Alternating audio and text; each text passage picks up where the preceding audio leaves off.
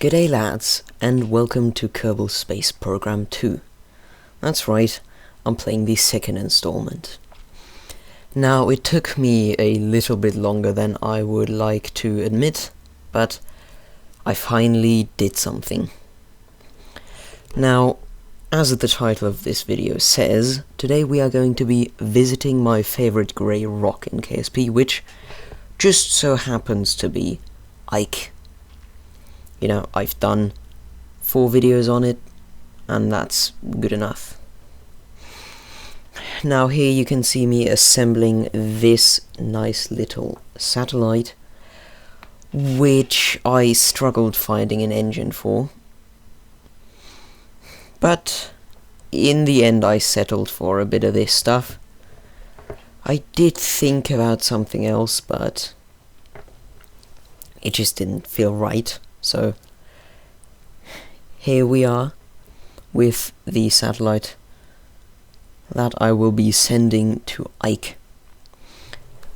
This satellite has nothing special. It's literally just a small satellite with an engine, some RCS thrusters, and a comms dish. It's literally just a first mission in KSP2, and I'd say it went well, didn't it? Now here, because there's no 5 nozzle thing, I had to get a bit creative. I went ahead, took these, and moved them in there. Yeah, that's the kind of creative I will get when I don't get my 5 nozzle RCS. Now, this video is very sped up because I didn't really want to have that much to really talk about, because, you know, I'm not the best at talking. Now, this grey-yellow color combination may seem weird, but it's just my default colors. And here I sat for some while, for some unknown reason.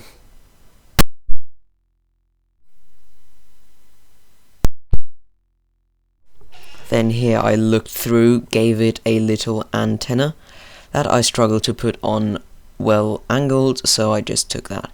Then I decided that's enough. I didn't find out how to disable the shroud until later, so yeah. So I decided to take this fairing bit. I made it work, and ta-da! Fairing done. Now I did a bit of stuff on there. I added some batteries, reaction wheels, and solar panels to make things not as bad. Then I added this hydrogen tank because, I'm going to be honest, this round hydrogen tank plus the better nuclear engine is very overpowered. Then I just decided that autostrut needs to be a feature. Like, please. If we don't get autostrut, then this game will be very much unplayable, because struts are a very unnecessary bit of lag for anyone that doesn't have autostrut. Now, the thrust to weight here has been a bit complicated. For example, when I put something on, it became lower, and I do not understand the engineer's report, and I also can't find out about the thrust to weight on other planets, and I can't look at it mid-game, so it's really something they need to work on, like, really. But so far this game has been a very positive experience. So here we cut to the launch, where I listen to the wonderful countdown, which is literally reverse Spanish, which I found out because I do speak a small bit of Spanish. Just a little bit. Not enough to actually pass the Spanish, but yeah. Then I got some apoapsis and stuff, tried to not die, which is very difficult considering this game's current state. Yeah. So the SAS is a bit funny. There's no autostrut and this and that, so yeah. Here you can see me being very bad at the game, just generally throwing stuff at the problem until it works. And then, yeah, there's another bug. That at the bottom there doesn't disappear, which I screwed around with the menus for a bit, tried my best to find something, but oh no, it doesn't do. Very sad. Welp, now that I have a decent orbit, I look to Duna. That's Duna. And today we're going to Ike, as I said, so I will have to first go to Duna. Then I did make this quick save, which is very important. Make quick saves, please. This is where I went back into the game, and because shortly after that quick save I screwed it up and had to retry from all the way over here, which I found very depressing. Yeah. Now, upon loading this quick save, the thing did tend to wobble a bit, which was just fixed by loading the save again. But also, time warp is very limited in orbit, so I had to plop something onto the launch pad to make my life less hell. And then here I tried to get a decent encounter, and then I just whittled it down, because that's pretty much what maneuver plotting is in this game. It's just minimizing the distance between yourself and your target. Now then, here I sat, warped to maneuver, and now the maneuver node is very creative.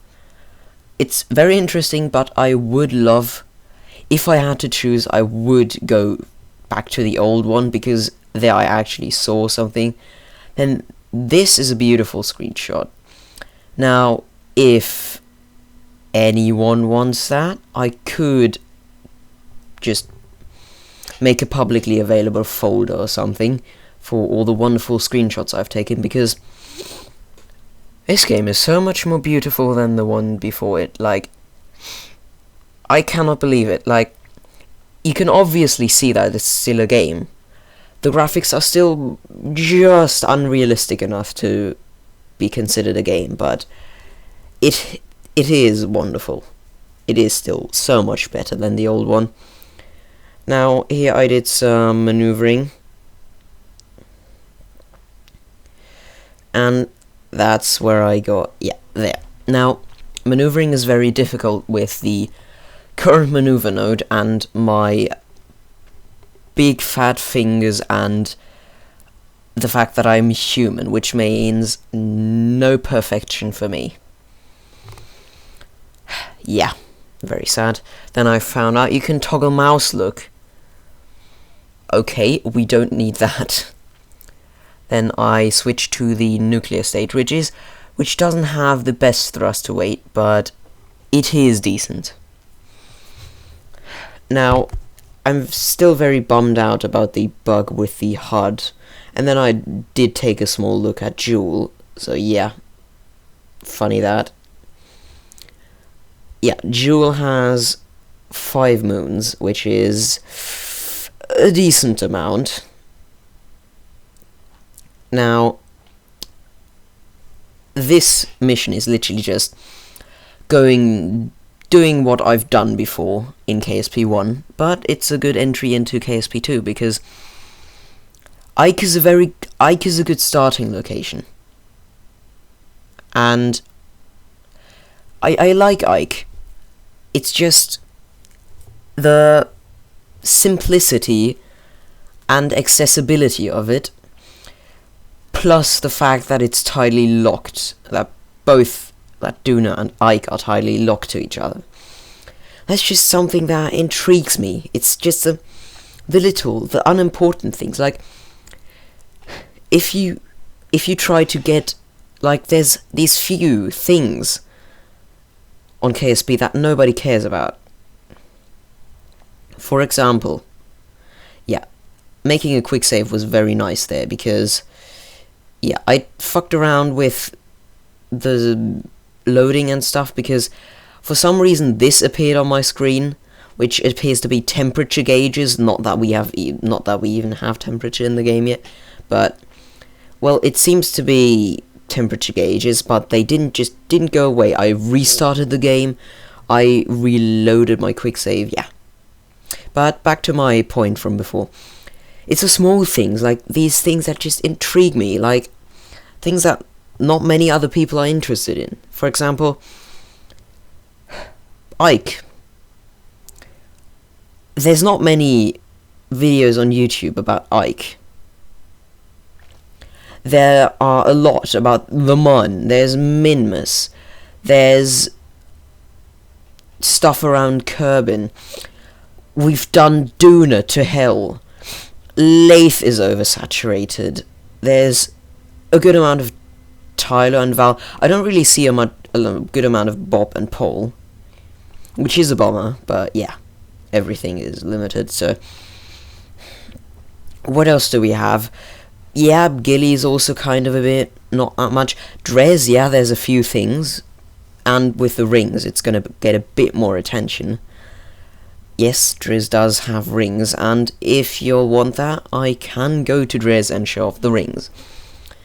But, and I'd say Moho is, yeah, it does have the mohole, but the rest isn't that much attention. It doesn't get that much attention.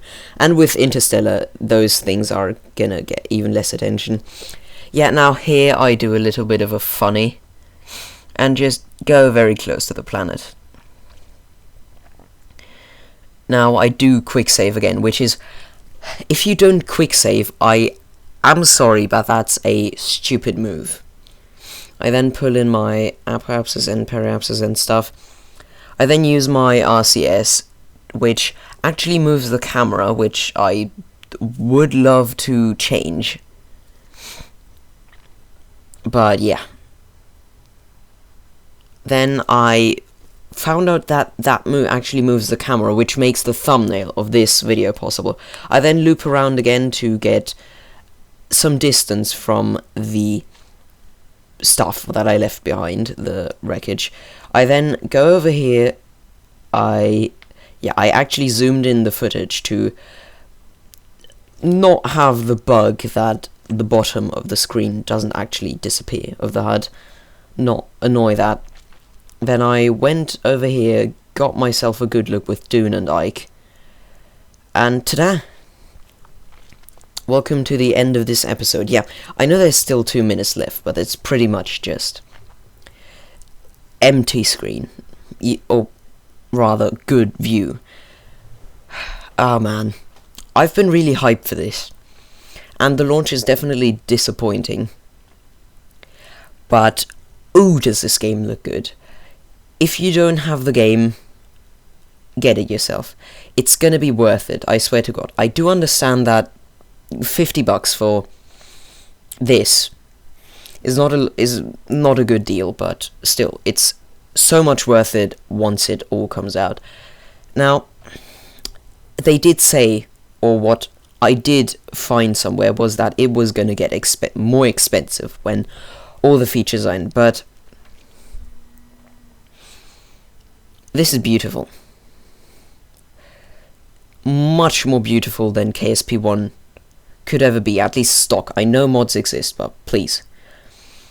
And I'm happy to be able to make this content for you. I did have some frustration with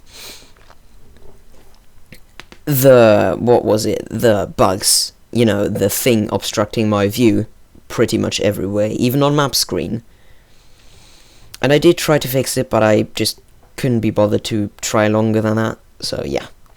There's a lot of bugs, there's a lot of problems, optimization is definitely gonna be much more, but yeah, and content is lacking, but I already love this game, and please tell me mission ideas in the comments. I'm the least creative person on this planet, and I hope you had fun watching this video. Don't know if you did, but yeah. Have a good day. Goodbye.